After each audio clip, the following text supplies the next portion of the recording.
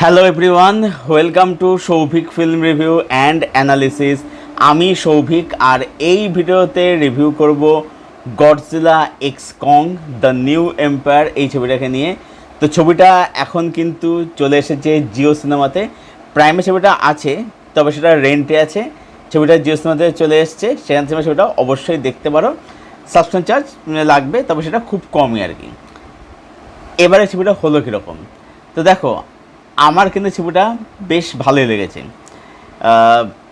গল্প সেখান থেকে বলতে হলে বলবো যে বেসিক প্লট একদমই, যে গডজিলা এসে শহরে তাণ্ডব চালাচ্ছে, কংকে গিয়ে ডাকা হচ্ছে, কং যেখানে থাকে আর কি সেখানে ডাকা হচ্ছে।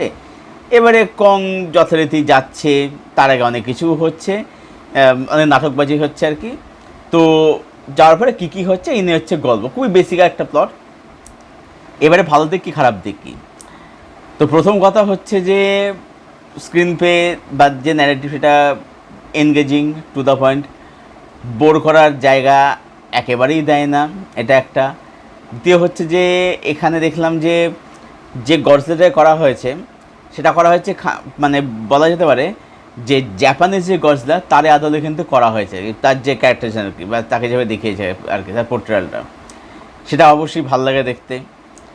তার সাথে সাথে বলবো যে এখানে ক্যারেক্টারের উপরে তাদের ইমোশান, তাদের মাইন্ডে কী চলছে সেগুলো দিয়ে ফোকাস করা হয়েছে।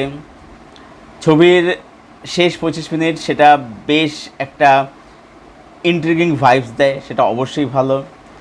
টেকনিক্যালি ছবিটা সুপার বলা যেতে পারে। এর ভিজুয়াল বলি, ক্যামেরা ওয়ার্ক বলি, কালার গ্রেডিং বলি, বা এর যে ওয়ার্ল্ড বিল্ডিং বলি, এর মেকিং, প্রোডাকশন ভ্যালু, সেগুলো অবশ্যই খুব ভাল লাগে আর কি। পারফরমেন্স এখানে বলবো যে সবারই ভালো। রেবেকা হল এখানে অভিনয় করেছে, তার কাজ বা এখানে সবার কাছে ডিসেন্ট এখানে বলা যেতে পারে আর কি। তো এইগুলোর জন্য ছবিটা বলা যেতে পারে একটা বেশ মজাদার, একটা ডিসেন্ট ওয়ান টাইম সিনেমা। যদি আমি নেগেটিভ দিকে আসি, নেগেটিভ দিক বলতে নেগেটিভ হিসেবে নয়, কিন্তু কিছু জিনিস সেটা একটু না, অনেকটাই সব অতিরিক্ত হয়ে গেছে আর কি। হ্যাঁ, আমি জানি যে এইসব ছবি দেখার সময় লজিক ধরতে নেই, লজিক আমি ধরে সিনেমা দেখতে বসিনি আর কি। আমি দেখতে বসেছি জাস্ট মজা পাওয়ার জন্য আর কি। যেসব ছবি জানি দেখে মজা আসবে, মজা পাওয়ার জন্য দেখতে বসেছি। তবে কংকে আনতে গিয়ে কংয়ের দাঁতে ব্যথা হচ্ছে, কং আহত হয়ে রয়েছে, কং আবার ইশারা করে বলছে, কং আবার যাওয়ার জন্য আবার বসে চিন্তা ভাবনা করছে। এইটা এগুলো টু মাছ হয়ে গেছে আর কি, এইগুলো জাস্ট টু মাছ হয়ে গেছে। ব্যাপার হচ্ছে যে এসব ছবিতে কী হয়, গল্প করে এমনি গাছে ওঠে। তো ব্যাপার হচ্ছে যে সেটা একটা লিমিট তো আছে একটা, গাছ থেকে একেবারে তো মগডালও না, একেবারে গাছ থেকে একেবারে তো অন্য এতে পাঠিয়ে দিলে তো হবে না, মহাশূন্যে আকাশে পাঠিয়ে দিলে তো হবে না, একটা লিমিট তো দেখা যায় আর কি। সেগুলো একটু টু মাছ হয়ে গেছে আর কি। আদার্স বলবো yes, it's a good watch, ভালোই লাগবে আর কি। এই জোনের মধ্যে বেশ মজাদার সিনেমা, ভালো সিনেমা আর কি। হ্যাঁ, গডজিলা মাঝখানে ছবিটা এসেছিল, যেটা জাপানিজ ফিল্ম ছিল আর কি, ওই ছবিটা যেরকম ওর মধ্যে একটা সোশিও পলিটিক্যাল ক্লাইমেট ছিল, এখানে সেইগুলো ওইসব ডেপ তত খুঁজতে গেলে হবে না, ঠিক আছে। এইগুলো হচ্ছে জাস্ট ফান টু ওয়াচ, মজা মজা দেখে ভুলে গেলে ওই অবধি।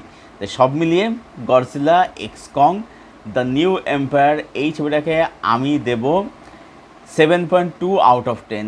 এই ছিল আমার review Godzilla x Kong the new empire ছবিটাকে নিয়ে।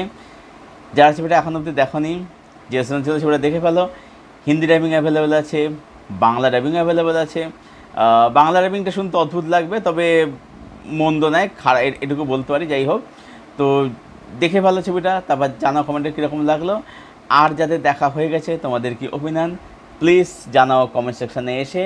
ভিডিওটা ভালো লেগে থাকলে লাইক করো, শেয়ার করে চ্যানেলটি সাবস্ক্রাইব করো, পাশের বেল বাটনটিকে প্রেস করে দাও এরকম আরও রিভিউ পাওয়ার জন্য। আর আমার সঙ্গে জুড়তে চাইলে আমার ফেসবুক লিঙ্ক দেওয়া থাকে নিচের ডেসক্রিপশান বক্সে, সেখান থেকে তোমরা আমার সঙ্গে জুড়তে পারো, সেখান থেকে ফ্রেন্ড হতে পারি। ভিডিওটা এখানে শেষ করছি। Thank you for watching, thank you for your support. দেখা হচ্ছে তোমাদের সাথে পরের ভিডিওতে। Till then, tata.